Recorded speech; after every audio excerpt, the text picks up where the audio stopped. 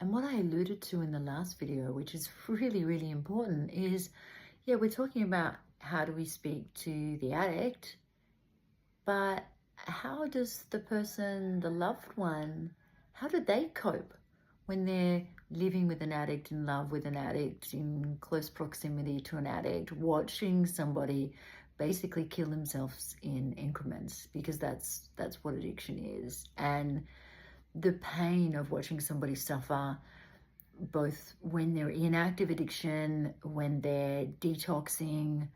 I remember, like with my, ex-fiance, not only was it really difficult when I'd relapse and I'd be actively drinking, but it was also the days after, when I was detoxing, when I was in high anxiety, when I was super sensitive, when I was just on edge and he was on eggshells.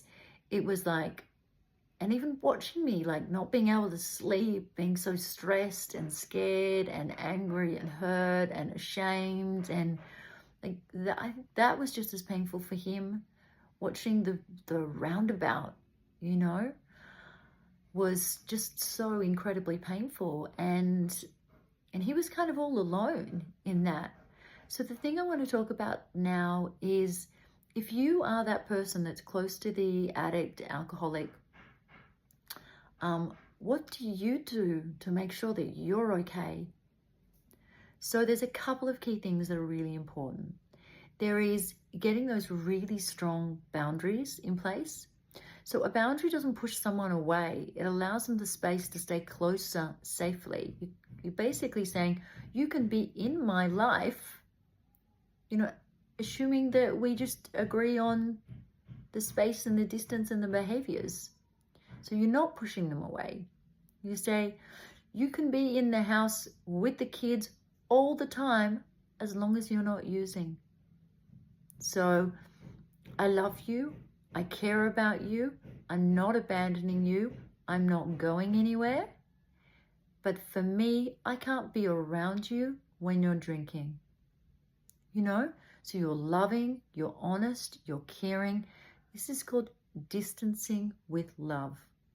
So you want healthy boundaries and you want to distance with love, so you can look after you. And the other really important thing to know is, the more that you can do for your own mental health, the better you will be for the addict or alcoholic. So firstly, you distance. You get the healthy boundaries. Now, you might not even need to distance that much, because it's really clear when they can be around you, when they can be in your life, and they know you're not a pushover anymore. You're not enabling them anymore. That phase has ended. Lovingly, that phase has ended. And so now you need to look after you. So how are you doing work that you love? Are you doing sports that you love? Are you spending time with the people that really matter to you? Really, are you getting out in nature? Are you sleeping well? So let's go through the basics.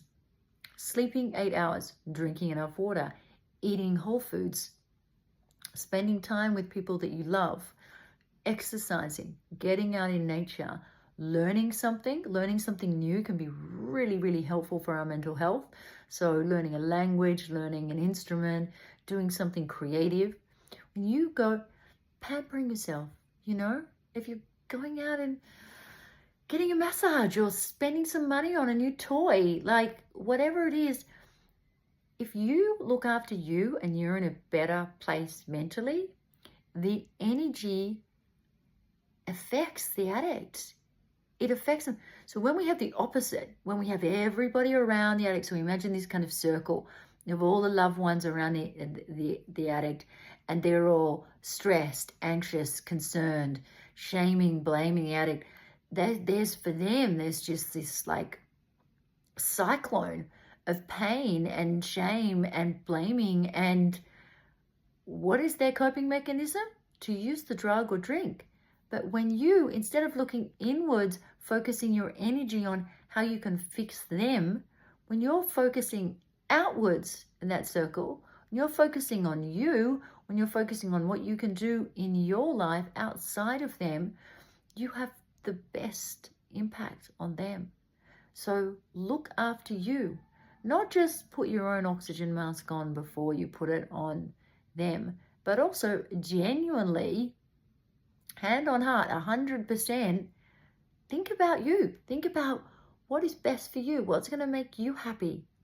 And this can be a beautiful point in your own personal transformation where you know, especially if you're involved in enabling behaviors, especially if you're being a bit of a martyr, you know, sometimes it takes two to tango. Like, sometimes the person closest to the addict can be a participant in their behavior. They are a big part of that dynamic, you know.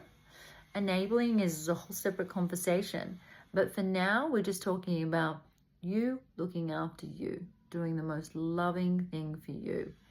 And in relation to the addict, alcoholic, healthy boundaries and distancing with love.